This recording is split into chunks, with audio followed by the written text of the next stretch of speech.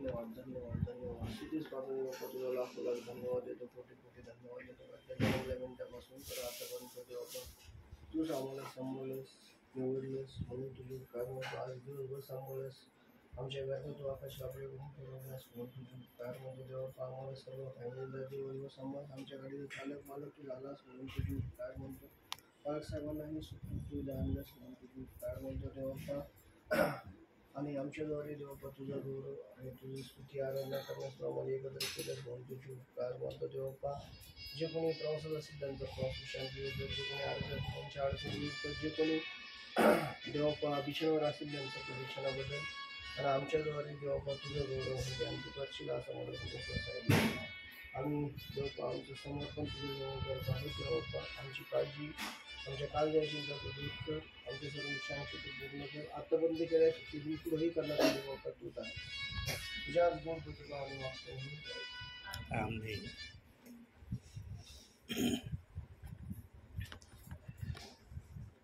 Bible नाही घेतलं.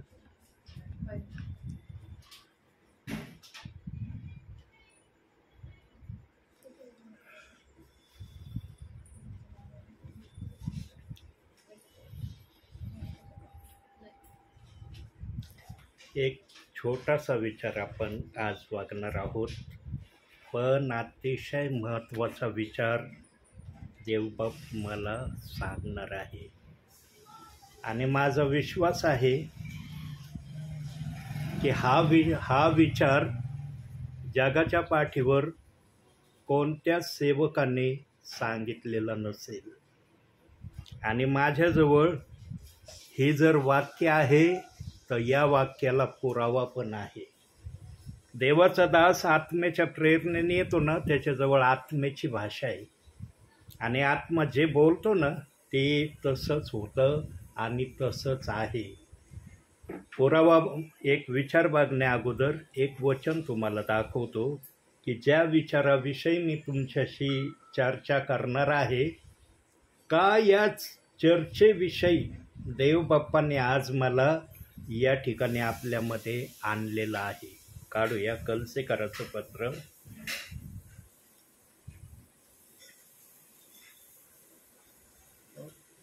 पहिला अध्याय 26वे वचन.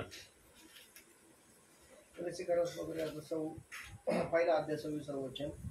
हे रहस्य युगानुयुग पिढ्यानपिढ्या गुप्त ठेवलेले होते, परंतु आता त्याच्या पवित्र जनांना प्रगट झाले आहे. ते हे वचन होय. हे वचन होय. जरी देव बाप्पाच्या आत्म्याने माझ्या मुखातून विचार प्रगट केलाय, पण तो विचार वचनाचा विचार आहे, माझ्या बुद्धीचा नाहीये. पवित्र आत्म्याने आपल्या समयात जो विचार तयार ठेवला होता, जो युगानुयुग पिढ्यानं पिढ्या गुप्त होता, पण आता आमचा प्रभू येणार आहे. तो येण्या अगोदर त्याने वचनातच सांगितलंय जे गुज माझ्या मनामध्ये आहे, काही गुजा आम्हाला देवबाप सांगणार आहे. आता ते कसे सांगणार आहे ते त्या समयापर्यंत सेवकाला वाट बघण्याची त्याने संधी दिलेली आहे. पण देवाचा आत्मा आपले गुज सांगितल्याशिवाय राहणार नाही. किती गुज सांगणार आहे हे मला माहिती नाही, पण वचन जर सांगतंय की जे गुज युगानुयुग पिढ्यानपिढ्या गुप्त होते ते आता प्रगट केले जाणार आहे. त्यांना ओपन करण्याची प्रक्रिया पवित्र आत्मा करत आहे. पण हे गुज कोणाच्या द्वारे प्रगट केले जातील त्याचं प्रमाण तिथं सांगितलंय. एक प्रमाण देव बाप्पाने त्या वचनात ठेवलंय, जे पवित्र जन आहे त्यांच्यावरच हे गुज प्रगट केले जातील. आता पवित्र जन कोण आहे आम्हाला काय माहिती? लिहिलंय का माझ्या कपाळावर मी पवित्र जन आहे? किंवा जे अन्य सेवक आहे त्यांच्या मुखावर कपाळावर लिहिलंय हे पवित्र जन आहे? ज्यांच्याद्वारे कृतीतून हे प्रगट होईल त्याला समजून घ्यायचं ते पवित्र जन आहे. बघा, येशू ख्रिस्त आपल्या सेवा कार्यामध्ये नेहमी म्हणायचा, मी पित्याच्या नावाने आलेलो आहे. पिता मला जे सांगतो तेच मी करतो. येशू म्हणलं का आपल्या सुवार्तेच्या काळात, मी माझ्या नावाने आलो आणि माझ्या मनात जे काही येतं ते मी तुम्हाला सांगतोय? दिलंय नवीन करारात कुठं, कोणत्या ठिकाणी आहे बघा, बघूया आपण जरा. योहानकृत शुभवर्तमान 14वा अध्याय 9-10.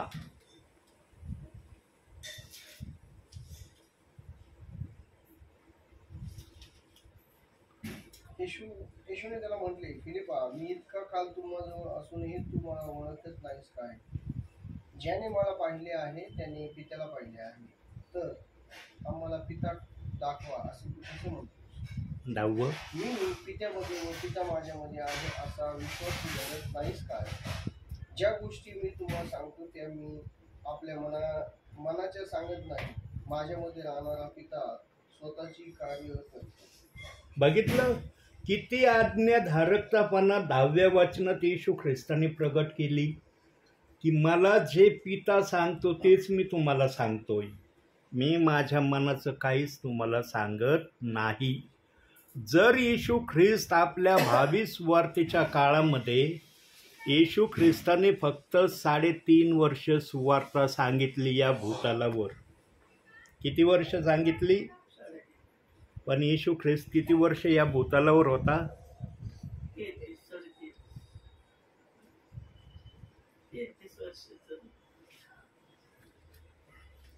येशू ख्रिस्त या भूतलावर किती वर्ष होता? 33 का? बर. 3.5 वर्ष जर त्याने आपल्या भावी सुवार्तेमध्ये देव बाप्पाला उंच केलं, मग देव बाप्पाला येशू ख्रिस्ताकडून जे आता विचार मी तुम्हाला सांगणार आहे, अजून विचार सांगायला स्टार्ट नाही केले बरं का, ते वचन दाखवलेलं नाही, आता फक्त आउटलाईन तुम्हाला मी सांगत आहे. ते वचन किंवा तो विचार अजून स्टार्ट झालेला नाही. पित्याने एकाच सेवेपासून येशू ख्रिस्ताला आपल्या भावी काळामध्ये का आवरून धरलं? का पित्याला वाटलं की येशू ख्रिस्ताच्या मुखातून हे प्रगट होऊ नये? पण येशू ख्रिस्ताने जे प्रगट होणार आहे त्याची भविष्यवाणी केली. जे प्रगट होणार आहे ते प्रगट येशू ख्रिस्ताच्या मुखातून झालं नाही, पण येशू ख्रिस्ताला चाहूल लागली की पित्याच्या मनामध्ये हे आहे, पण पिता माझ्याकडून हे करून घ्यायला मागत नाही. का बरं पित्याने येशू ख्रिस्ताकडून हेच करून घेणं वर्ज्य केलं? सगळं मान्य झालं पित्याला, पण एका गोष्टीमध्ये येशू ख्रिस्ताला पित्याने गौरव करण्याची संधी का नाही दिली? प्रियांनो, फार महत्त्वाचं आहे. मी स्टडी केलेली नाही, मला माहिती नव्हतं. मी जो आत्म्याने येतो ना प्रियांनो, तो आत्म्याचीच भाषा बोलतो आणि त्याच्याजवळ आत्म्याचाच संदेश असतो. फक्त ऐकणाऱ्यांवर ते डिपेंड आहे, ते कसे घेतात आणि कसं या संदेशाला आपल्या जीवनामध्ये उतरवतात. बघूया जरा वचन बघू आणि मग आपण पुढं पाहूया. योहानकृत शुभवर्तमान 14वा अध्याय 16वं वचन बघा. आता 14वा अध्याय 16वं वचन.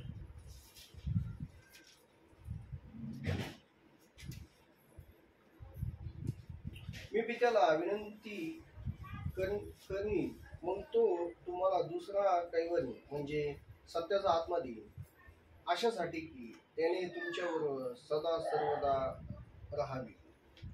बघा, मी पित्याला विनंती करन म्हणजे येशू या ठिकाणी प्रगट करत आहे की पित्याने हे मला सांगण्याची संधी दिलेली नाही.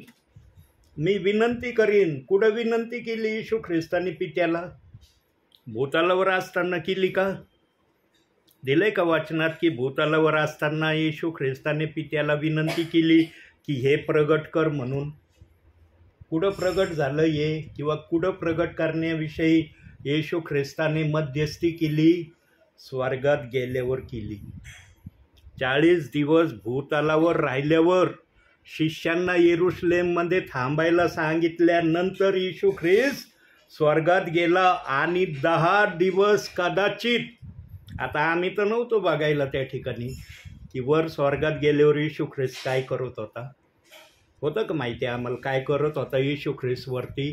पण जर हे वचन आलेलं आहे तर येशू ख्रिस्त पित्याला विनंती करत होता, ज्या वचनाची भविष्यवाणी मी सुवार्तेच्या काळामध्ये दिली ती भविष्यवाणी आता पूर्ण करण्यासाठी तू कोणाला तरी निवड.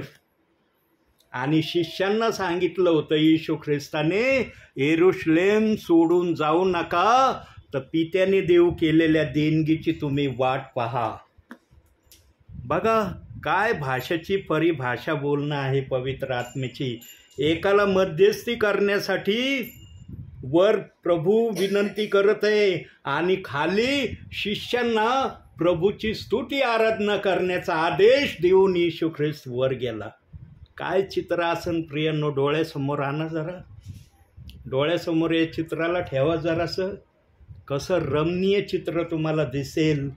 प्रियांनो, येशू ख्रिस्ताला एक सेवा करण्याची संधी न देण्याचं कारण काय माहिती आहे का पित्याचं?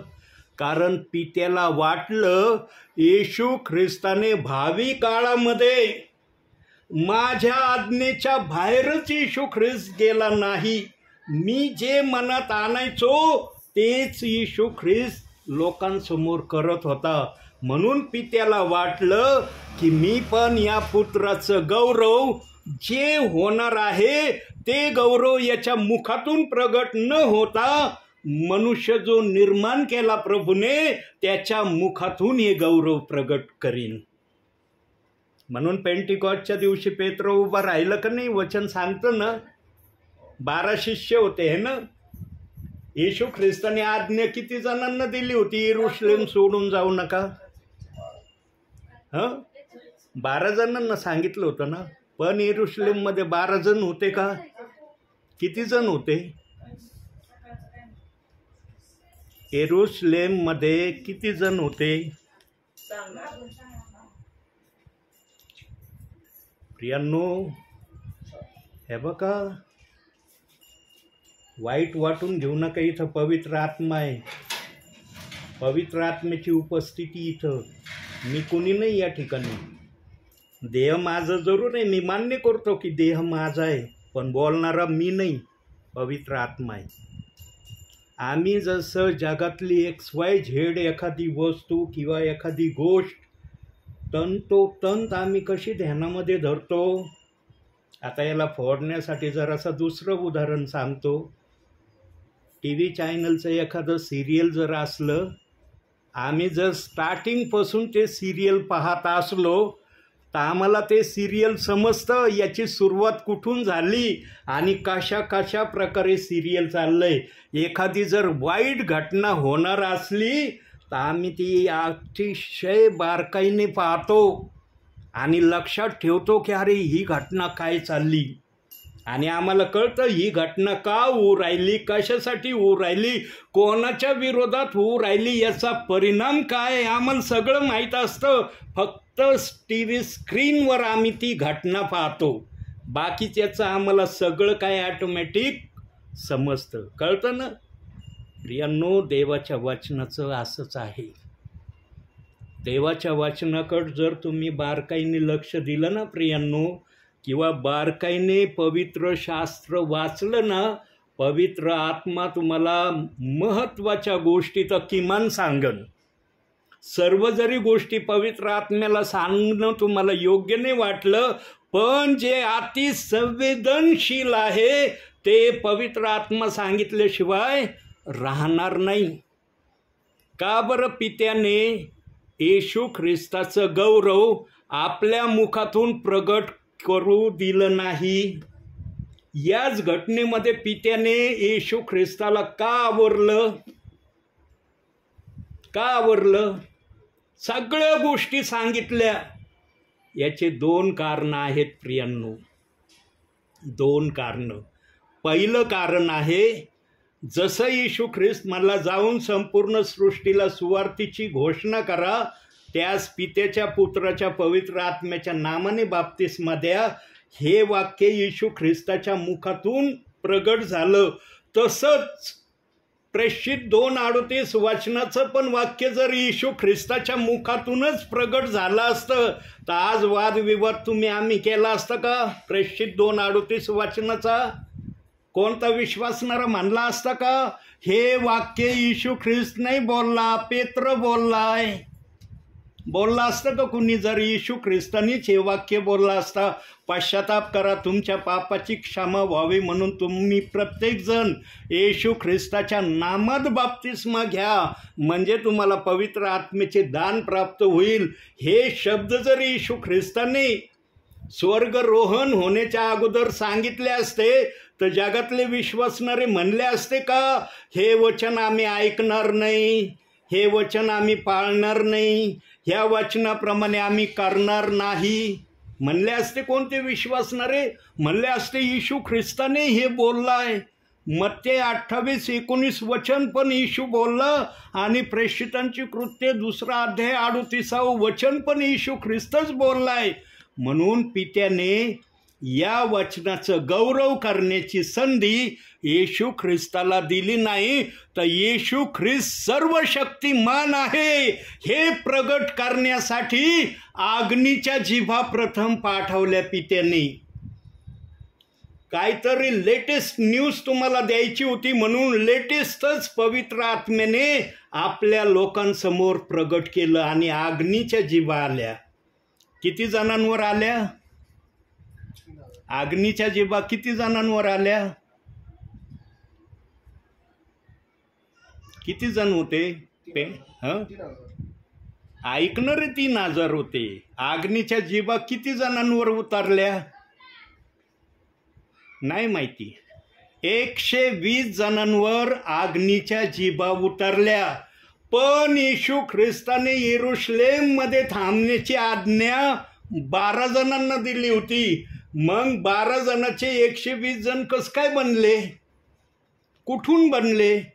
कशा प्रकारे बनले? प्रियांनो, जरी येशू ख्रिस्ताने 12 शिष्यांना येरुशलेममध्ये थांबायला सांगितलं होतं, जरा वचन बघू आपण, या वचनाचा पुरावा बघू. प्रेषितांची कृत्य 1 अध्याय 4 वचन बघा वर तिथं काय म्हटलंय. तो व ते एकत्र जमले असताना त्याने त्यांना आज्ञा केली की यरूशलेम सोडून जाऊ नका, तर पित्याने देव केलेल्या ज्या देणगीविषयी तुम्ही माझ्याकडून ऐकले आहे तिची वाट पहा. तिची वाट बघा, कारण पित्याने मला हे सांगण्याचा अधिकार दिलेला नाही. दिला असता अधिकार तर मी तुम्हाला सांगितलं असतं आणि लगेच म्हटलं असतं यरूशलेमातून जा आता जगाच्या कान्याकोपऱ्यात आणि देवाची वचनाची सुवार्ता सांगा. पण पित्याने हे गौरव विशेष अनुषंगाने राखून ठेवलं होतं. येशूचं नाव पित्याला विश्वासणाऱ्यांच्या हृदयामध्ये ताऱ्यासारखं चमकवायचं होतं. कारण येशू ख्रिस्ताने पित्याची हर एक आज्ञा आपल्या भावी जीवनामध्ये पूर्ण केली होती. म्हणून पित्याने पण विचार केला असेल की माझ्या पुत्राचा सन्मान अतिशय उंच असा झाला पाहिजे. म्हणून येशू ख्रिस्ताने या वचनाची घोषणा केली किंवा या वचनाविषयी मार्गदर्शन केलं, पण या वचनाची सुवार्ता सांगितली नाही. या वचनाची सुवार्ता कुणी सांगितली? पेत्राने सांगितली. पेंटिकॉस्टच्या दिवशी सांगितली.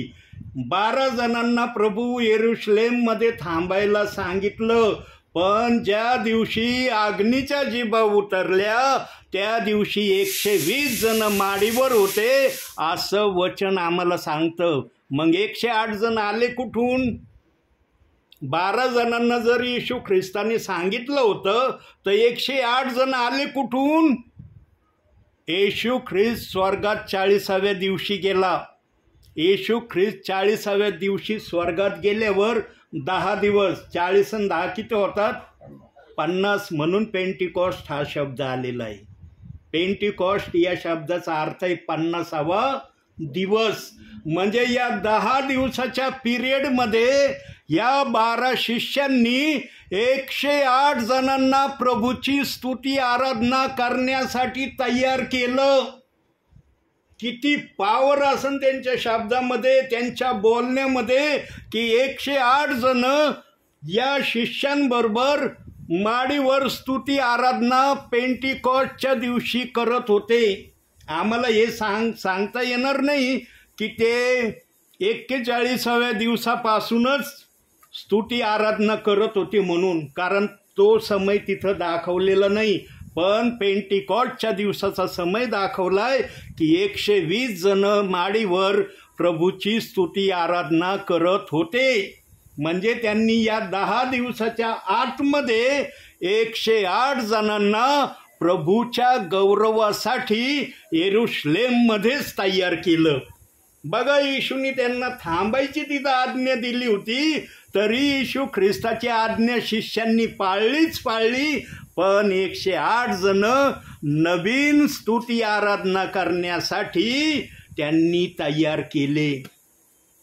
काय दर्शवतं प्रियांनो? हे येरुशलेममध्ये राहून पण 12 शिष्यांनी 108 जणांना जर त्याची स्तुती आराधना करण्यासाठी तयार केलं, म्हणजे त्यातून कोणता स्वभाव शिष्यांचा प्रगट होतो?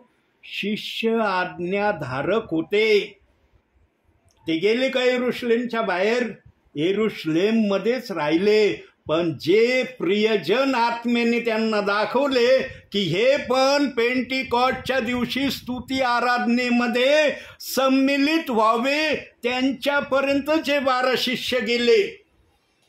येरुशलेम काय असं छोटा एरिया नव्हता, किरकोळ एरिया नव्हता. फक्त 108च जण होते, बाकी कोणी नव्हतीच येरुशलेममध्ये. असा येरुशलेम नव्हता. या एवढ्या मोठ्या येरुशलेममधून देवाने 108 जणांना स्तुती आराधनामध्ये सम्मिलित होण्यासाठी निवडलं होतं. म्हणून शिष्यांना त्यांच्यापर्यंत जाता आलं. कारण शिष्य आपल्या मनाचं काही करतच नव्हते. आत्मा जे सांगायचं ते शिष्य करत होते. त्यांनी जर मनाचं ठरवलं असतं तर एकही विश्वासणारा तयार झाला नसता. पण आत्म्याने मंजुरी दिली होती. क्रिया फक्त 12 शिष्यांनी केली. त्यांनी क्रिया केली, मान्यता वरून मिळाली होती. प्रियांनो, तुम्हाला पण वरून मान्यता मिळालेली आहे, पण क्रिया करण्याची तुम्हाला पण संधी आहे. आता तुम्ही त्या क्रियेमध्ये उतरताल का नाही हे प्रभू स्वर्गातून पाहते. इथं मी वेळ घालवायला आणि टाइमपासला येत नाही प्रियांनो. देवाचा अनमोल निरोप तुमच्यासाठी असतो आणि तो अनमोल निरोप याच्यामध्ये रेकॉर्ड होत आहे. हा फक्त तुमच्यासाठी माझ्यासाठी नाही, जे जे व्हॉट्सअपला माझे प्रियजन आहेत त्यांच्यापर्यंत हा निरोप जाणार आहे. किती धन्य आहेत प्रियांनो तुम्ही की तुमच्या घरातून हा निरोप माझ्या व्हॉट्सअपला जेवढे प्रियजन आहेत तेवढ्या जणांपर्यंत जाणार आहे. आणि ज्यांच्यापर्यंत हा निरोप जाणार आहे त्या प्रियजनांनी पण आपल्या व्हॉट्सअपला जेवढे प्रियजन असतील त्यांना जर हा निरोप पाठवला आणि ज्यांनी त्यांना पाठवला त्यांनी पण जर पुढच्यांना हा निरोप पाठवला तर महाराष्ट्रभर हा संदेश गेल्या वाचून राहील का? पण आजचे विश्वासणारे करतात का असं? आजच्या विश्वासणाऱ्यांची काय प्रक्रिया आहे माहिती आहे? हे बघा, पवित्र आत्मा कोणाला घाबरत नाही. पवित्र आत्मा घाबरत नाही कोणाला. पवित्र आत्मा जे रोख आणि ठोक बोलल्याशिवाय राहत नाही. आजचे विश्वासणारे माझ्या नावाचा मेसेज पाहिलं ना, अरे एलिएझर पगारीचा मेसेज आहे, फक्त नाव बघतात. काही जण तर ओपन सुद्धा करत नाही. काही जण ओपन केलं तर पूर्ण बघत नाही. देवाचा आत्मा मला इथपर्यंत दाखवतोय. मी तर नाही बघायला राहत की कोणता विश्वासणारा काय करतोय माझ्या मेसेजचं. आणि काही जण जर खूपच रागीट असले तर मेसेजला डिलीट करून टाकतात. नको हा मेसेजच आम्हाला ऐकायला. बस संपला विषय, परत हा मेसेज समोर येणारच नाही. प्रियांनो, तुम्ही जे पण कोणताही सेवक असू द्या, मी सेवक आहे तर इतर पण सेवक आहे. एकटा मीच सेवक आहे का? म्हणता येईल का तुम्हाला? पगारी पास्टर तुम्हीच एकटे सेवक आहे, बाकी या नगरमध्ये दुसरे सेवकच नाही आहे कुणी. म्हणता येईल तुम्हाला? सेविका पण नाही म्हणता येईल तुम्हाला, ब्रदर पण नाही म्हणता येईल तुम्हाला. प्रियांनो, जे आत्म्याच्या प्रेरणेने येतात ना प्रियांनो, ब्रदर असो, सिस्टर असो, सेवक असो, ते जे काही सांगतील ना गंभीरतेने ऐका, गंभीरतेने. त्यावेळेला जगाचे विचार सगळे बाजूला ठेवून द्या. मला काय करायचंय, माझ्या डोक्यात काय आहे, काय करण्याची योजना आहे, सगळं बाजूला ठेवा. देवाचा निरोप आत्म्याने खरेपणाने ऐका. हे जर तुम्ही केलं ना, आशीर्वाद तुमच्याकडे पळत येतील. आणि प्रियांनो, आज बहुसंख्य प्रियजन म्हणतात माझं व्यसन नाही सुटत ब्रदर, मी खूप प्रयत्नात आहे की हे व्यसन सुटावं. तुम्ही देवाचं वचन गंभीरतेने ऐका, त्याप्रमाणे करण्याच्या प्रक्रियेमध्ये उतरण्याचा प्रयत्न करा. व्यसनच तुम्हाला म्हणन खूप वर्ष तुझ्यात राहिलो, आता मला निघून जायचंय, तू प्रार्थना नको करू देव बाप्पाकडे त्या व्यसनासाठी, मी स्वतःच निघून जातो तुझ्यातून. आज अनेक जण व्यसनासाठी प्रार्थना करतात. मला खूप व्यसन करणारे म्हणले ब्रदर आम्ही प्रार्थना करतो पण व्यसनच जात नाही. अरे कसं जाईन? वचनाप्रमाणे जर आचरण नाही केलं तर ते व्यसन म्हणून नुसतं ऐकणार आहे, नुसतं ऐकतोय, करीत नाही जाता येणार मला. मी अजून याच्यामध्ये खोलवर जाण्याचा प्रयत्न करील. बघा वचनातून बघू, याकोबाचं पत्र 2 अध्याय 24 वचन बघा काय म्हणतंय ते वचन. जरा वचन पटपट काढत जा प्रियांनो, कारण रेकॉर्डिंग चालली. तर मग केवळ विश्वासाद्वारे नव्हे तर क्रियांनी मनुष्य नीतिमान. विश्वास तर सर्वांनीच ठेवलाय आहे ना, विश्वास आहे ना तुमचा प्रभूवर. बसलात ना प्रार्थनेला, सगळे कामं स्टॉप केलेत ना, किती अति महत्त्वाचे कामं असले स्टॉप केलेत ना. नाही बाबा देवाचं निरोप ऐकायचा आहे आम्हाला. किती उत्कृष्ट काम तुम्ही केलंय, सगळ्या गोष्टीला बाजूला ठेवलंय, प्रभूच्या चरणासमोर आलात. पण जे ऐकत आहात त्याप्रमाणे जर केलं तर देवाला किती आनंद होईल. देव म्हणन का व्यर्थ बसले ये माझ्यासमोर, म्हणन असा देव? प्रियांनो, कधीच देवाने असं विश्वासणाऱ्याला म्हटलं नाही पाहिजे की माझा विश्वासणारा सेवकासमोर व्यर्थतेसाठी बसला. देवबाप व्यर्थतेचा शब्द केव्हा वापरणार? जेव्हा विश्वासणारा जे ऐकतोय त्याप्रमाणे करणार नाही तेव्हा प्रभू म्हणणार. व्यर्थतेसाठी वेळ घालवण्यासाठी विश्वासणारे बसले, पण सेवक तर आत्म्याच्या प्रेरणेने माझं वचन माझ्या विश्वासणाऱ्यांना सांगत होते. प्रियांनो, टाळी किती हाताने वाजते? सुप्रियाताई एक हाताने टाळी वाजवली कधी तुम्ही? आठवतं तुम्हाला? आलं तुमचं कुठं नाव? सुप्रियाताईंनी एक हाताने टाळी वाजवली. जगामध्ये पहिली स्त्री आहे की जिने एका हाताने टाळी वाजवली. हां, आलं नाव कधी तुम्हाला? आठवतं? आठवणार पण नाही. टाळीसाठी 2 हात लागतात, म्हणून सेवक जे सांगन ते विश्वासणाऱ्याने ऐकलं म्हणजे 2 क्रिया होतात, म्हणजे 2 हाताच्याही टाळी. आणि ती क्रिया जर केली तर टाळी वाजल्यासारखं आहे. आणि जर देवाच्या इच्छेप्रमाणे झालं तर देव आशीर्वाद द्यायला वेळ लावेल. आज काही जणांना आशीर्वाद नाही मिळत प्रियांनो, नाही मिळत. अंतिम समयामध्ये असे काही शब्द तुम्ही ऐकणार आहात ना प्रियांनो, विश्वासणाऱ्याला नुसता गुलाबजामुन रसगुल्ला खायची सवय लागली. सेवक रसगुल्ला आणि गुलाबजामुन देतील. रसगुल्ला आणि गुलाबजामुन नाही भेटणार, आता मिरची भेटन, लवंगी मिरची. कशासाठी लवंगी मिरची भेटन? तुमच्या सुधारणा व्हावी म्हणून.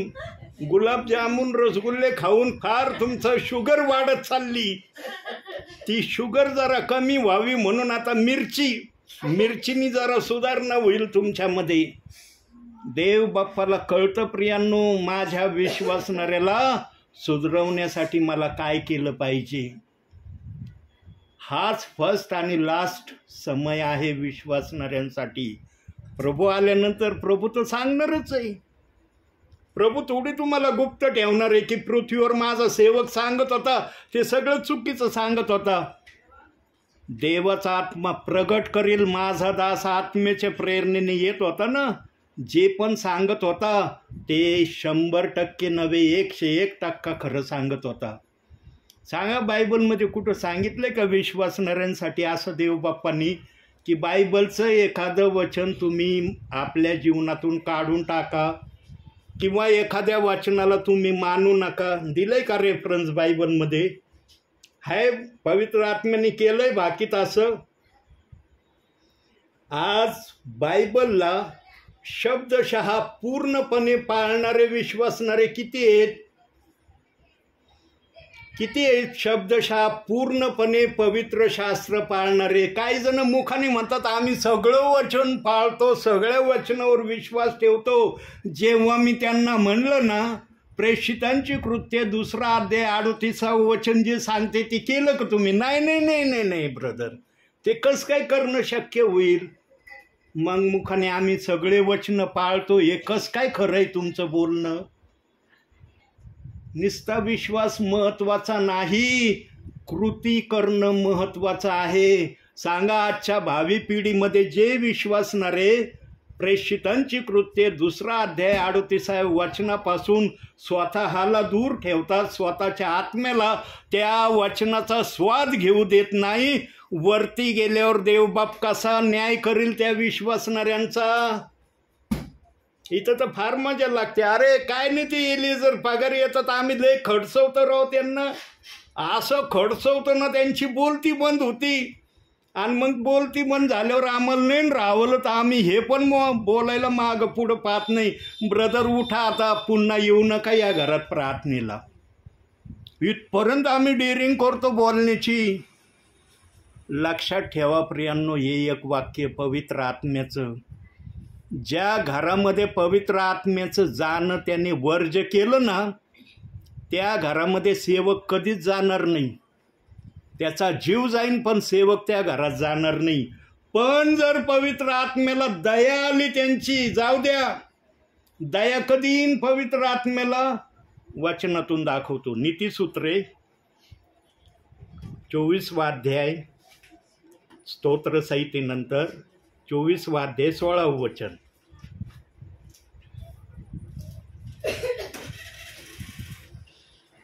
कारण धार्मिक 7 वेळा पडला तरी पुन्हा उठतो, पण दुर्जन अरिष्ट आल्याबरोबर जमीन नुसतो होता. आज विश्वासणाऱ्यांना पडणं या वचनाविषयी ते मान्य नाही करत आहे. हे पडणं नाही. तुम्ही एखाद्या वचनाला जर नाकारता मग तुम्ही पडले का उभे राहिले? पडले का उभे राहिले? देवाच्या आत्म्याने दिली का मान्यता? एखादं वचन पूर्णपणे तुम्ही नाकारा, त्या वचनाविरोधात काही बोला, काही अपशब्द वापरा, मला आनंद होतोय ते तुमचे शब्द ऐकून. आज हर विश्वासणाऱ्याला हेच वाटत आहे, आम्ही प्रभूला नाही आलेल्या सेवकाला बोलतोय. पण ते हे विसरून जात आहे की सेवक कोणाच्या नावाने आमच्या घरात आलाय? सेवक स्वतःच्या नावाने आलाय का प्रभू येशू ख्रिस्ताच्या नावाने आलाय? आज मी या घरात आलोय, कुणाच्या नावाने आलोय? तुम्ही मला घरामध्ये घेतलं, आमच्या ताईंनी चहा दिला, पाणी दिलं, इतका आगत स्वागत माझं केलं, कुणाच्या नावाने केलं? पगारे नावाने केलं का? म्हणता येईल तुम्हाला पगारे नावाने आम्ही ब्रदरांचं आगत स्वागत केलं, म्हणता येईल तुम्हाला? तुम्ही म्हणता ना आम्ही प्रभूचं आगत स्वागत केलं. आणि जर तुम्हाला आगत स्वागताची भाषा समजून घ्यायची असेल तर यशायाचा 58 अध्याय जरूर वाचा. भावी जीवनात जरूर तो अध्याय वाचा. त्या ठिकाणी प्रभूने आपल्या मनातल्या काही गोष्टी वाचणाऱ्यांना कळवल्या आहेत. अनेक जणांना तो अध्याय माहीत नाही. अनेक जणांना ते अध्याय वाचल्यावर काय वाचलं ते ध्यानात राहत नाही. एखाद्याला जर अध्याय वाचताना तो ध्यानात राहत नाही ना, समजून घ्यायचं की त्याच्याबरोबर पवित्र आत्मा बोलत नाही. जर एखादा वाचणारा तो अध्याय वाचतो देवाचा आत्मा जर 30% का होईना तो अध्याय त्या विश्वासणाऱ्याला समजावून सांगतो, समजून घ्यायचं त्या विश्वासणाऱ्यामध्ये पवित्र आत्मा आहे. मी असे काही विश्वासणारे पाहिले माझ्या जीवनामध्ये प्रियांनो, माझ्याजवळ नेहमी अनुभव आहे आणि मी अनुभवाचं एखादं तरी वाक्य सांगितल्याशिवाय राहत नाही. माझे जेवढे पण यूट्यूबला संदेश आहे बघा, हर संदेशामध्ये कुठला ना कुठला अनुभव देवबाप माझ्या मुखातून प्रगट करतो. काही विश्वासणारे मला म्हटले, ब्रदर आम्ही अध्याय वाचतो, तुम्ही सांगितलं ना एक अध्याय वाचा, आम्ही वाचतो. मी त्यांना म्हटलं हो चांगली गोष्ट आहे, अध्याय वाचलं ना, खूप छान काम तुम्ही केलं, पण त्या अध्यायात काय वाचलं? ब्रदर ते नका विचारू, मी काय वाचलं, कुठलं वाचलं, कुठला अध्याय वाचला, कुठल्या पुस्तकातून वाचलं, माझ्या काहीच ध्यानात नाही. मग तुम्ही काय वाचलं? तुम्हाला पुस्तकाचं नाव नाही माहीत, तुम्हाला अध्याय क्रमांक माहीत नाही, त्या अध्यायात काय वाचलं ते तुम्हाला माहीत नाही, मग तुम्ही वाचन केलं तरी काय? असे विश्वासणारे मला भेटले आणि हे बायबल साक्षीला आहे. हे जवळ असल्यावर पवित्र आत्मा खोटं बोलण्याची परवानगी देत नाही. लक्षात ठेवा, हे जवळ असल्यावर पवित्र आत्मा म्हणतो गलत तुला सांगता येणार नाही, तुला खरंच सांगता येईल. आणि मी खरंच सांगतो प्रियांनो, म्हणून मी आजही सेवेत आहे, आजही सेवा करतोय. वय 64 माझं चाललंय, तरी देवबाप माझ्याकडून त्याची पवित्र सेवा करून घेतोय. एक प्रश्न करतो तुम्हाला, ब्रदर तुम्हाला स्वर्गात जाणं आवडणार नाही? हो का नाही? आवडेल ना? नाही का नाही म्हणले? नाही का नाही म्हणले? मला स्वर्गात जाणं आवडणार नाही हे का नाही म्हणले? कारण तुमचा विश्वासच स्वर्गात जाण्यासाठी आहे ना. जर तुमचा विश्वास स्वर्गात जाण्यासाठी आहे तर मग देवाचं वचन पाळण्यासाठी आहे का त्या वचनाच्या विरोधात बोलण्यासाठी आहे? कशासाठी हे वचन? विरोध करण्यासाठी आहे. आज काय करत आहेत विश्वासणारे? प्रेषितांची कृत्य 2 अध्याय 38 वचनाविषयी काय करत आहे? किती जण म्हणले मला सेवा क्षेत्रामध्ये, ब्रदर एकदा तुम्ही ही सुवार्ता सांगितली, आम्ही या वचनाचा बाप्तिस्मा घेण्यासाठी रेडी आहे, फक्त बाप्तिस्मा का घ्यायचा, कशा प्रकारे घ्यायचा, हे घेतल्यावर आम्हाला काय मिळणार, हा बाप्तिस्मा घेण्याची प्रभूंनी का आज्ञा दिली, एवढा आम्हाला समजावून सांगा आणि बाप्तिस्मा करा. असे विश्वासणारे मला का नाही म्हटले?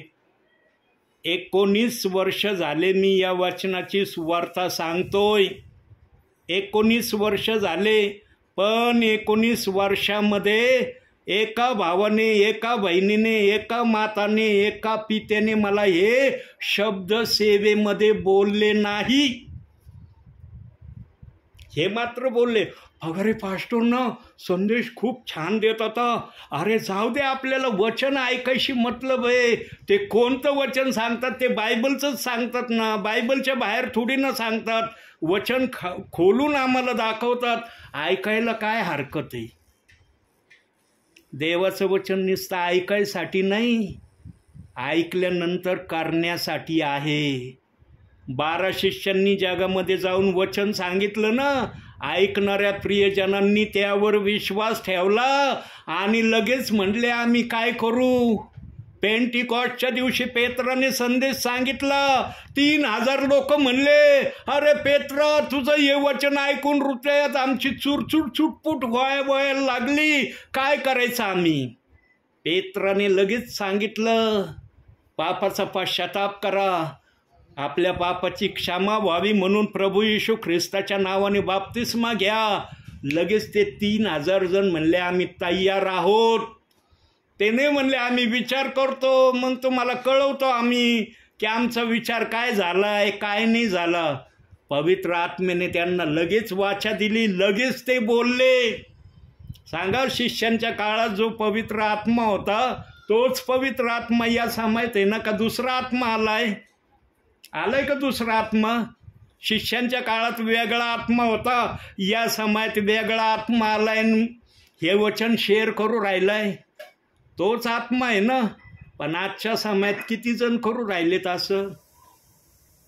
मी तर 1 जणाचा उद्गार काढला, 1 जणाचा. पण शिष्यांच्या काळात 3000 जणांनी वचन ऐकलं आणि लगेच बाप्तिस्मा घेतला.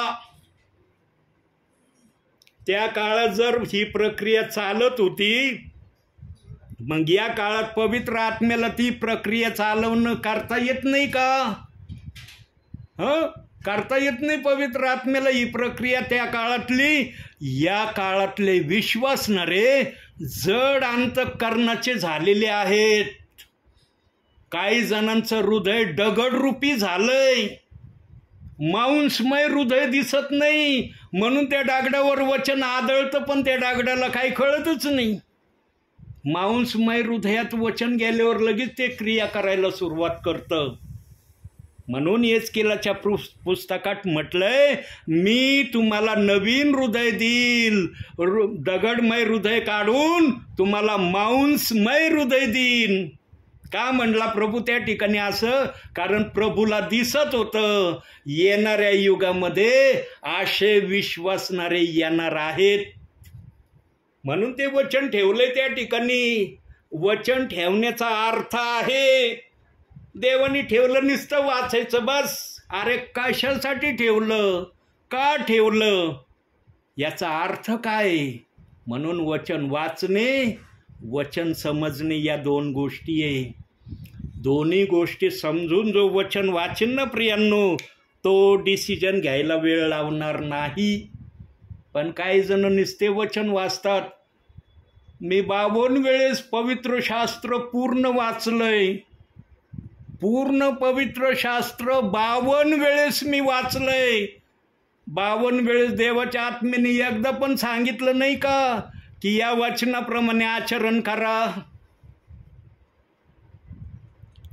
प्रियांनो, आज राजरोजपणे प्रेषितांची कृत्ये 2 अध्याय 38 वचनाची जागोजागी निंदा चालली. कसं आत्म्याला वाटत असन, कसं वाटत असन त्या आत्म्याला?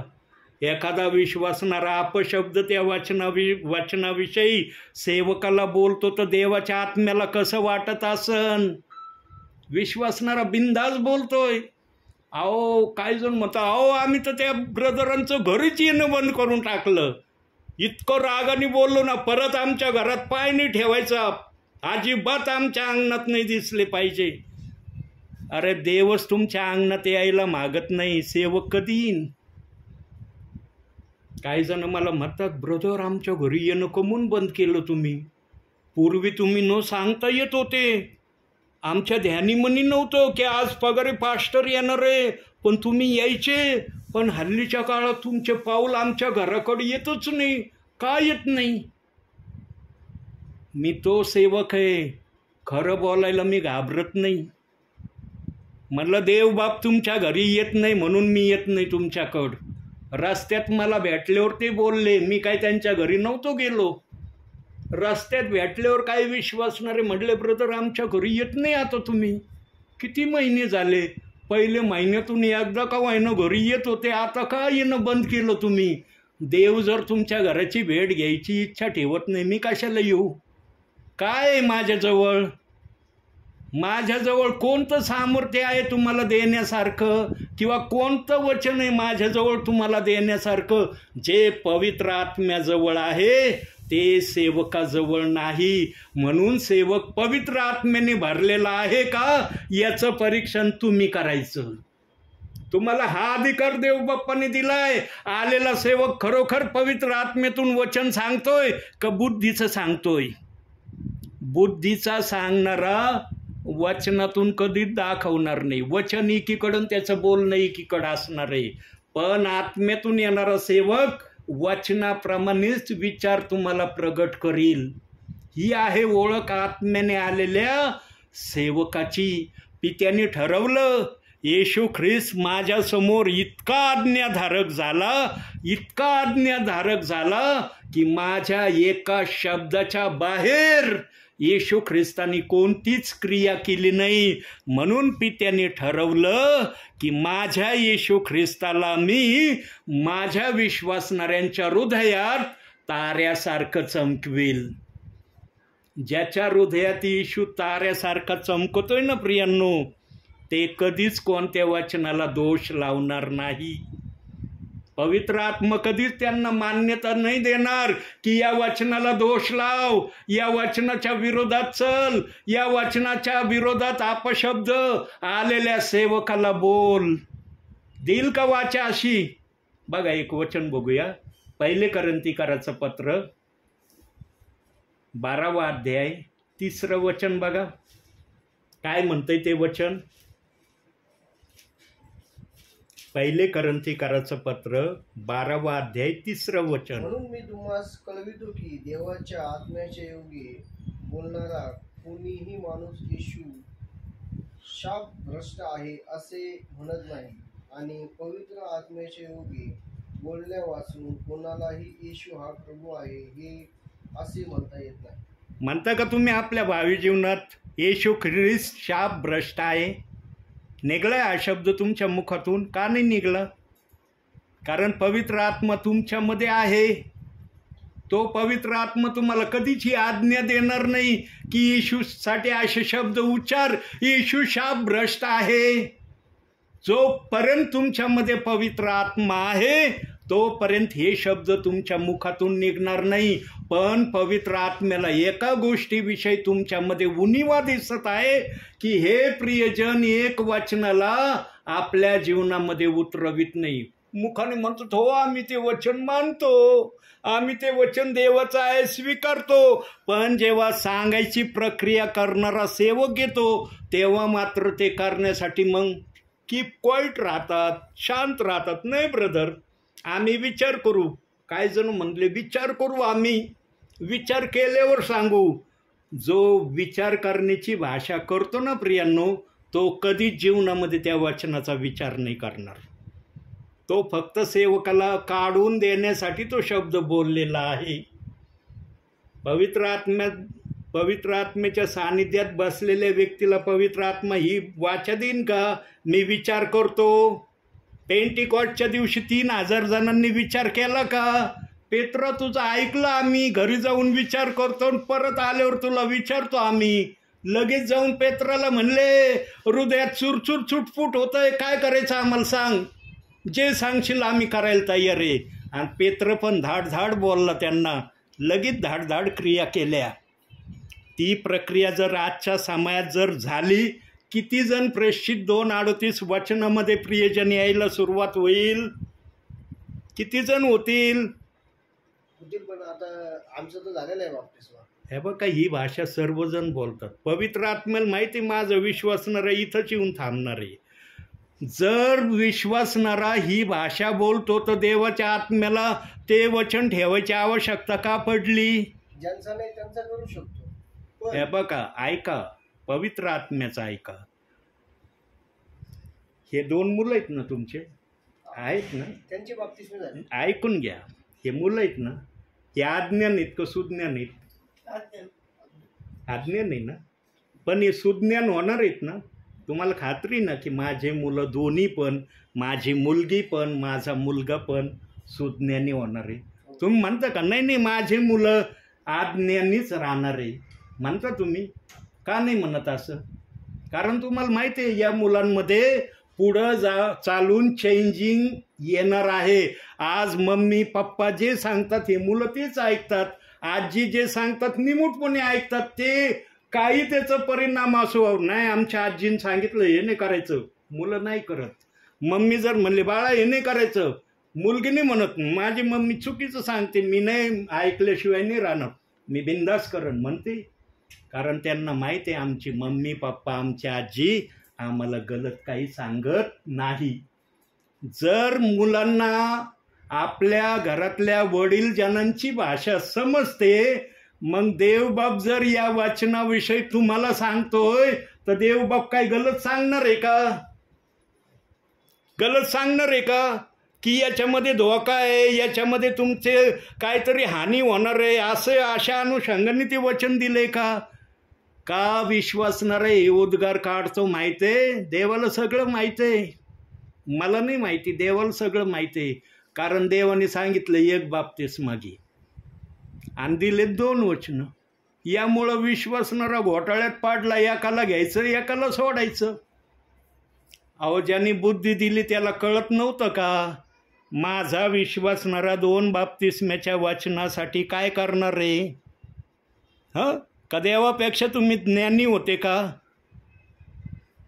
कुंभाराला माती म्हणते का एक चांगलं भांडं बनवलं एक वाईट भांडं बनवलं? का बरं मातीचा असा दुरुपयोग केला तू? एक चांगलं बनवलं एक वाईट बनवलं, कशासाठी बनवलं? बोलती का माती? नाही बोलत ना. विश्वासणारे आज एका वचनाविषयी लगेच म्हणतात नाही ना आम्ही एक घेतलाय. मग तो दुसरा बाप्तिस्म्याच्या वचनाचा बाप्तिस्मा स्वर्गदूतांना द्यायचा आहे का? स्वर्गदूतांसाठी तो बाप्तिस्म्याचं वचन ठेवलंय का बायबलमध्ये? विचार करा प्रियांनो. धन्य आहात की प्रभू तुम्हाला हे सांगते.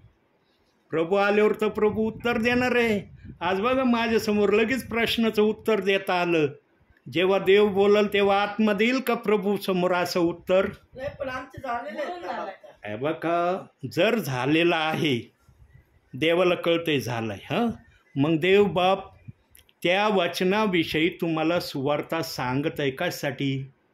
हे बघा, 1 मिनिट, एक काम करा, माझं ऐकू नका, तुमच्या मनाने चालू नका. ते वचन वाचा, डोळे बंद करा, ऐका ना, हात जोडा देवासमोर. देव बाप्पा तुझे दास येतात, आम्हाला ते वचन सांगतात, अतिशय छान वचन ते सांगतात. वचनाच्या बाहेर त्यांचे शब्द नाहीत, मनाचं काय ते सांगत नाही आम्हाला. पण आम्हाला हे वचन का कळत नाही? आम्हाला या वचनाचं ऐकल्यावर आमच्या मनामध्ये प्रश्न निर्माण होतात. का होतात? देव बाप्पासमोर जर जीवनात एकदा विश्वासाची प्रार्थना केली ना, रोज जरी नाही केली, एकदाच करा, विश्वासाची प्रार्थना करा. देव बाप्पा मी एकदाच प्रार्थना करील, मी जर तुझी कन्या तुझी मुलगी तुझं मूल आहे तर मला याचं उत्तर दे. अंतिम समयामध्ये देवाने वायदा केलेला आहे आणि योएल संदेश त्याने ती साक्ष दिलेली आहे. अंतिम समयात मी माझ्या आत्म्याचा वर्षाव माझ्या विश्वासणाऱ्यावर करीन. कुठं दिलंय हे वचन? योएल 2 अध्याय 28व्या वचनात हे सांगितलंय. जो आत्मा योएल संदेश त्याच्या मुखातून बोललाय ना, तो आत्मा ही गोष्ट प्रगट करणार आहे. पण ही गोष्ट तुम्ही विश्वासाने देव बाप्पाला सांगा. नाही एलिएझर पगारी आले म्हणून प्रभू आम्ही तुला हे सांगायला लागलो. एलिएझर पगारी आले नसते तर आम्ही कशाला बोललो असतो? हे धन्य आहात तुम्ही प्रियजनांनो की देव बाप तुम्हाला हे सांगते. सांगा, या भागामध्ये तुमचंच एक घर आहे का प्रभूमध्ये? या एरियात कोणी नाही का प्रभूवर विश्वास ठेवणारे? एकही परिवार नाही? म्हणता येईल तुम्हाला की आमच्याशिवाय ह्या अख्ख्या कॉलनीत किंवा या कॉलनीच्या जवळपास एकही प्रभूवर विश्वास ठेवणारा नाही? आहेत ना? गेलाय का प्रभू त्यांच्यापर्यंत? गेलाय? हा दास गेलाय त्यांच्यापर्यंत? का नाही गेला? कारण ज्या ठिकाणी देव बाप्पाला जाणं आवडतं त्याच ठिकाणी आज सेवक येतोय. प्रियांनो, तुम्हाला तुमची धन्यता केव्हा कळणार आहे? जेव्हा देवाच्या समक्ष तुमचा आत्मा राहील ना, तेव्हा तुम्हाला ती धन्यता कळल. अरे, पृथ्वीवर ते दास वयोवृद्ध यायचे, त्यावेळेला आम्हाला नव्हतं कळत ते दास कशा हेतून येतात, पण आता कळत आहे. पण आता वेळ नाही, वेळ निघून गेली, आता वेळ आहे. वर गेल्यावर याचं महत्त्व प्रभू पटावून सांगन तुम्हाला की तुम्ही पृथ्वीवर जे ऐकलं त्याप्रमाणे करण्याची प्रक्रिया दाखवली, त्याचा परिणाम काय आहे. इथं लगेच सवाल जवाब नाही ना, आम्ही घेतला बाप्तिस्मा, मी घेतला होता. तुम्ही जर घेतलं तर मी घेतला होता, मी काय माग नव्हतो. मी पिता पुत्र पवित्र आत्म्याच्या नावाने 1983 साली जानेवारी महिन्यात 3 तारखेला बाप्तिस्मा लिंबुडीच्या तळ्यावर माधवराव तडकेंच्या हातून घेतला होता. तुम्ही असं समजू नका की मी पिता पुत्र पवित्र आत्म्याच्या नावाने बाप्तिस्मा घेतला नव्हता. माझा पहिला बाप्तिस्मा हा झाला, पण 2007ला मला प्रभूंनी दर्शन दिलं. कोणी दर्शन दिलं? प्रभूंनी दर्शन दिलंय म्हणून मी सेवा करतोय. इतका माझा विरोध चाललाय आज पाळकांच्या द्वारे, विश्वासणाऱ्यांच्या द्वारे. जितका विरोध माझा होतोय तितकी माझी सेवा वाढत चालली. 250 गावापर्यंत या दासाने या वचनाची घोषणा केली. मी खोटं नाही बोलत. 250 गावापर्यंत या दासाने या वचनाची सुवार्ता सांगितली आहे. पण किती जणांना कळली हा जर प्रश्न मी केला ना, तर अनेक जण म्हणतात नाही कळलं आम्हाला, आम्ही ऐकलं, करण्याच्या प्रक्रियेत आम्ही नाही. पण थोडे विश्वासणारे परिवार देवाने मला दिलेत की ते आज म्हणतात, ब्रदर आमचा बाप्तिस्मा करा, पण मी करत नाही. ते माझ्या मागं लागलेत. ब्रदर आम्ही जर मत्ते 28-19 वचन सेवा करणाऱ्या सेवकाला म्हटलं असतं ना, ते म्हटले असते कधी घ्यायची तयारी सांगा. आमचे 2दा झालेले आहेत. लहानपणी झालेले आहेत. ऐका आणि पाण्यात झाले. हे बघा प्रियांनो, कधी मनुष्याने देवाच्या वचनाचं पुढं जाऊ नये. पहिली गोष्ट लक्षात ठेवा. विश्वासणाऱ्याला काय वाटतं? आलेल्या सेवकाला आम्ही सांगतो. मला नाही सांगत तुम्ही, ये प्रभूला सांगते. मी देहाने आज आहे उद्या नाही.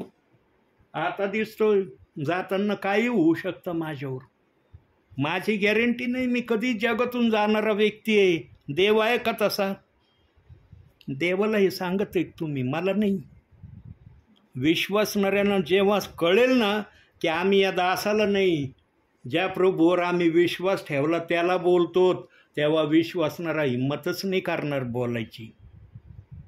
ध्यानात ठेवा, पवित्र आत्म्यासमोर ना, पवित्र आत्मा आहे तो साधारण आत्मा नाही आहे. पण आजच्या विश्वासणाऱ्याला पवित्र आत्म्याचं महत्त्व एवढं कळत नाही. म्हणून घेतलं ना आम्ही बाप्तिस्मा. मी घेतला होता. का मी घेतला? प्रेषित 2:38 बाप्तिस्मा. मग माझा पण झाला होता. मी म्हणू शकत होतो ना प्रभूला, प्रभू मी तर 83 साली बाप्तिस्मा घेतला, आता 2007 साली तुम्हाला म्हणतो हा बाप्तिस्मा घे. मग तो बाप्तिस्मा घेतलेला काय होता? मी म्हणू शकत होतो ना प्रभूला. मी नाही म्हणलो प्रभूला. का नाही म्हणलो? कारण आत्मा माझ्याशी बात करत होता. आणि आत्म्याने मला एक वचन दिलं त्या काळामध्ये. बघा ते वचन दाखवतो. यशया 8:20 वचन.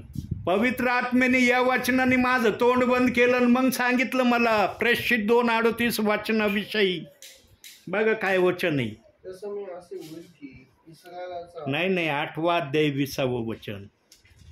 8:20 वचन. धर्मशास्त्र व विधी याकडे पहा.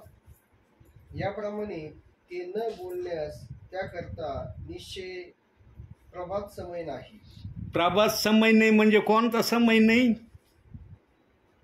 प्रभात समय नाही म्हणजे कोणता समय नाही? तुला या जगामध्ये राहता येणार नाही. मी जगातून काढून नेईन तुला. मला जर देवाने जगातून काढून नेलं असतं, आलो असतो का वचन सांगायला तुमच्याकडं? आलो असतो का? या वचनाने देव बाप्पाने माझं तोंड बंद केलं. पहिलं याची आठवण करून दिली. हे वचन बघ तुझ्यासाठी आहे. याचा निर्णय तू आत्ताच्या आत्ता घेतला पाहिजे. जेव्हा प्रभू मला म्हटलं ना तुला या वचनाची सेवा करायची आहे, बाप्तिस्मा घ्यायचा आहे, तेव्हा मी प्रभूला एकच शब्द बोललो. मी पण बोललो प्रभूला, नाही असं नाही म्हटलं प्रभू मी बाप्तिस्मा घ्यायला इन्कार नाही करत, पण मला कळलं पाहिजे मला हा बाप्तिस्मा का घ्यायचा, कशासाठी घ्यायचा. मग मी जो पहिला बाप्तिस्मा घेतला तो काय होता आणि या वचनाचा बाप्तिस्मा घेतल्यावर काय होतं हे मला अगोदर सांग. कारण मला माझ्या भावी जीवनामध्ये तुझीच पवित्र सेवा मला करायची आहे. मी का हा सवाल प्रभूला केला? कारण माझ्या आडत जर आलं तर मला तुम्हाला देता येईल ना. माझ्याच आडत नसल्यावर तुम्ही जर म्हणले या वचनाचा अर्थ सांगा, मला सांगता नाही आलं तर तुम्ही काय म्हणले असते, अगोदर हे वचन समजून घ्या मग या आमच्याकडं. तुमच्याजवळच काही नाही आणि आलं तर आम्हाला सांगायला हे वचनाचा बाप्तिस्मा घ्या. कसा घ्यायचा आम्ही? पिता आणि पुत्र एक आहे. पवित्र आत्मा पण एक आहे. पण आजच्या विश्वासणाऱ्याने पित्याला एक देव बनवलंय, पुत्राला 2 देव केलंय आणि पवित्र आत्म्याला 3रं देव केलंय. आमचा देव त्रैक्य आहे, आमचा देव ट्रिनिटी आहे. दिलंय का बायबलमध्ये त्रैक्य नावाचा शब्द? दाखवावा कुणी की बायबलमध्ये त्रैक्य नावाचा शब्द दिलाय? हा त्रैक्य शब्द कुणी आणलाय? कोण आहे हा शब्द आणणारा? आहे का नाव माहिती? हा त्रैक्य शब्द आणणारा कोण आहे? जर माहिती नाही तर मग हा शब्द कसं काय तुम्ही उच्चारण करता? का म्हणता आमचा देव त्रैक्य आहे? आम्ही पण पित्याला मानतो, पुत्राला मानतो, पवित्र आत्म्याला मानतो. असं नाही की आम्ही फक्त येशूलाच मानतो, पित्याला आणि पवित्र आत्म्याला सोडून देतो. आजचे त्रैक्यवाले म्हणतात ते पित्याला आणि पवित्र आत्म्याला नाही मानत, फक्त येशूला मानणार आहे. मग संदेश कुठून सांगतो आम्ही? किती वेळ झालाय संदेश? जवळजवळ 1 तासाचा संदेश झालाय. 1 तासाचा संदेश झालाय. कुठून बोललो मी? बुद्धीतून बोललो का? प्रियांनो, काही पण खोटे नाटे आरोप लावून दाबून दडपून या वचना विरोधात विश्वासणाऱ्यांना सेवकांनी तयार केलंय. तुम्ही दोषी नाहीत प्रियांनो. म्हणून येशू म्हणला, माझी मेंढरे माझी वाणी ऐकतात. म्हणलं का नाही? योहान 10व्या अध्यायामध्ये येशूची मेंढरे येशूची वाणी ऐकतील, त्याप्रमाणे करतील. तुम्ही जर येशूचे मेंढरा आहात तर येशूची वाणी तुमच्यासाठी आली. त्या वाणीचा विरोध नका करू. त्या वाणीला जर माहिती नसलं तर प्रार्थना करा. प्रार्थना तर तुमच्याजवळ माध्यम देवाने ठेवलंय ना. जरी वाणी नाही समजली, देव बाप्पा मला ही वाणी सांग, ही वाणी कशी आहे, मी ही वाणी स्वीकारतो, पण मला कळली पाहिजे ही वाणी काय आहे. हे न करता नाही, हे वचन ऐकू नका, हे वचन या वचनाच्या विरोधात बोला. आणि सर्वात सोपी आयडिया, सगळ्यात वेल अँड गुड जर काम करायचं असलं, त्या सेवकाचं घरी येणं बंद केलं, संपला विषय. मग तर तुम्हाला परेशानच करायचं माध्यम नाही. देवाला जीवनामध्ये कधीच आपल्या घरी येण्यासाठी बंद करू नका. ध्यानात ठेवा, सेवक आत्म्याच्या प्रेरणेने येतो, बुद्धीने येत नाही. असं नाही की मी कुठं सेवा नाही केली, इथंच आलो आहे आज सेवा करायला. मी दुसऱ्या ठिकाणी पण सेवा करून आलो आहे. पण देवबाप म्हणला, बाळा आज मला आरोडे परिवाराची भेट घ्यायची. मी म्हणलं का देवाला, प्रभू तिकडे झाली ना सेवा, जाईन ना उद्या ना तर परवा, काय गरज आहे का आत्ता जावं म्हणून. मी प्रभू बरोबर उज्जत नाही घातली. प्रभू तू जायला तयार आहे, मी पण जायला तयार आहे. प्रियांनो, वेळ वाढत चाललेला आहे. राहिलेला भाग पुढच्या याच्यात मी सांगेन. पुढच्या वेळेला या संदेशाचं कुठं थांबलो तर आपण येऊन कोणतं वचन शेवटचं पाहिलं आपण? यशाया 8:20 वचनावर आपण येऊन थांबलो होतो. पुढच्या वेळेला मला या वचनाची आठवण करून द्या. जर पवित्र आत्म्याने मला आठवण करून दिली, मी लगेच पुढचं सांगेल, सुरुवात करीन. म्हणून आजच्या या छोट्याशा संदेशातून देवबाप तुम्हाला आणि मला भरपूर आणि भरपूर आशीर्वाद देव. आमेन.